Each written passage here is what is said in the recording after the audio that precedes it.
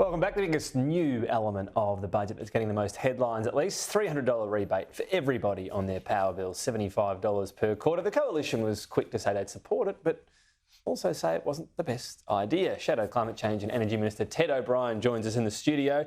Thanks for your time. Busy week, I know. So you're supporting it, but you're saying it's not responsible. It went to everybody. So who should it not have gone to? Well, look, we're supporting it because under this government, the only way Australians are going to get relief from energy bills is through this sort of a scheme, because there's no chance they're going to get the price of electricity actually down. They did promise $275 reduction in household power bills.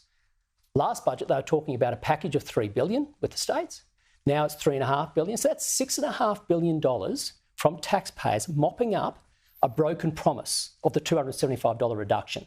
And here's the thing, after $6.5 billion, you're going to have households still not yet receiving the promise. So in order to meet their promise, they'd have to be giving households nearly $1,000. I mean, if you were running the show today, it is an absolute disgrace. What would you do to bring down? Well, I'd get rid of Chris Bowen for starts. And you'll be focusing on supply, right?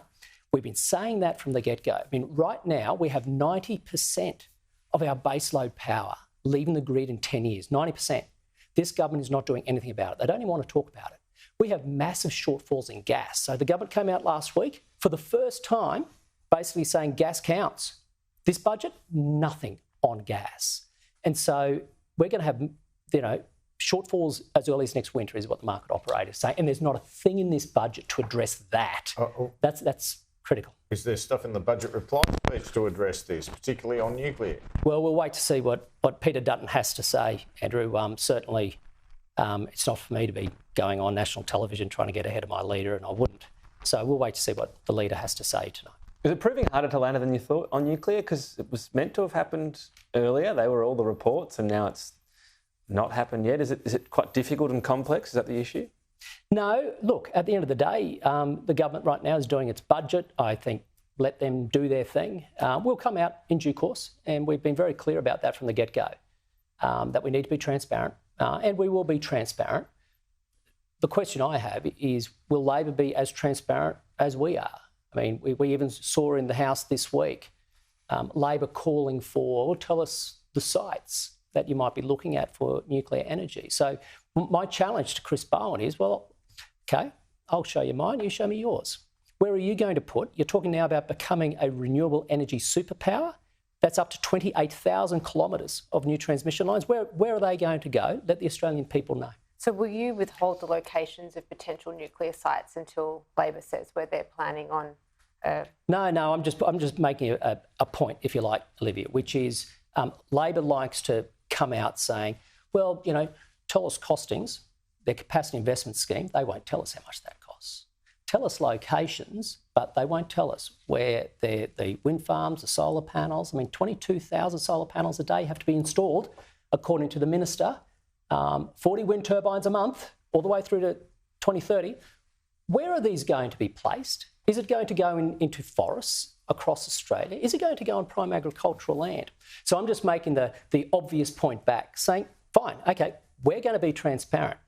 Labor still, despite being in government for 2 years, we still don't know anything. The Australian people are not being told anything. Okay. Not how much it's going to cost, who's going to pay. They won't tell us. Just spoken to David Littleproud about critical minerals. What is the actual coalition policy on that as we sit here now on that policy from Labor? Well, I won't be releasing coalition policy, but I think my instinctive response to where Labor's gone with critical minerals is, it's often said a budget exposes a government's priorities, right? For me, the priority when it comes to any form of mining should be to get approvals right. That is what right across the mining sector they are saying. It is a dog right now. It is dreadful trying to get approvals for anything. Okay, that's a separate part. He told us that he's got no issue with the policy, but the WA state government should be the one paying for it. Do you agree with that? Well, look, if the policy itself has been fully released, I look forward to seeing it. All I know is that there are going to be considerable credits given to companies all the way through to 2041.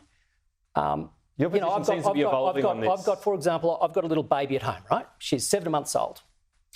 She will be having left school, and the companies that will receive these tax credits will still be receiving them, right? I mean, this is a long investment into the future. Well, there won't be a nuclear power plant built before she leaves school either, but you're still willing to roll that one out. They haven't got the basics right. So just on critical minerals, the basics are taxation, industrial relations, energy costs, and approvals. These, I believe, should have been the priority of the government, but they haven't been. Aren't you taking a risk politically by opposing it in a state like WA? Well, look, I mean, Andrew, the politics, to be honest, I'll probably leave to you, if that's okay, talking about, you know, whether or not things are a good political call. We've got to do hand on heart what we think is right in the national interest. This made in Australia notion of the Albanese government, honestly, it's a bumper sticker. And it was flawed from day one. I mean, coming out with a $1 billion plan for manufacturing solar panels. The next big idea was they're going to $500 million on a US company computer. I mean, you know, peeling off the Made in Australia sticker and slapping it on the side of a US company. This is all part of the Made in Australia idea of Labor, and I think it's flawed. Okay, we've got to leave it there, Ted O'Brien. Appreciate your time and... Thank you.